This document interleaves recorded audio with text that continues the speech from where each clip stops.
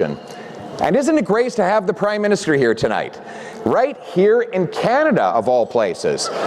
So he's been dodging me in question period, but Prime Minister, I don't take it personally, so let's put those differences aside and let's give him a big Grey Cup welcome tonight, everybody.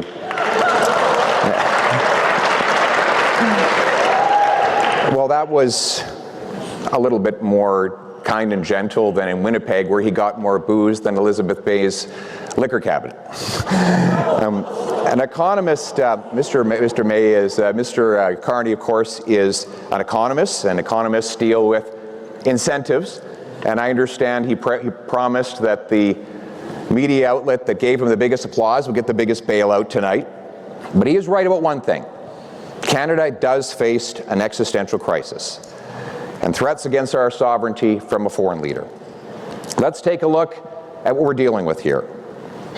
We're dealing with a very tough guy who's staring us down and facing us with a number of very big threats, so all of us have to come together and get on message. But the trouble, Prime Minister, is I'm having a difficulty finding out what the latest slogan is, and you know how much I love slogans.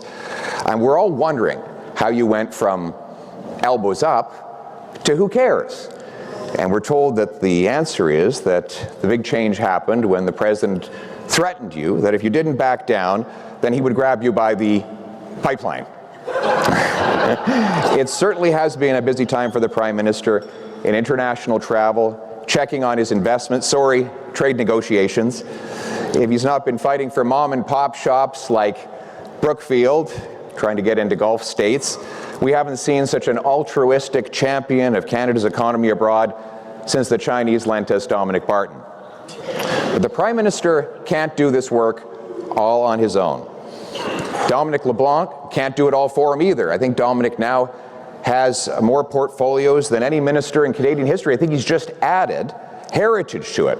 Prime Minister, give Dominic a break. Please let him focus on the thing that is most passionate in his life, like giving contracts to his closest family members.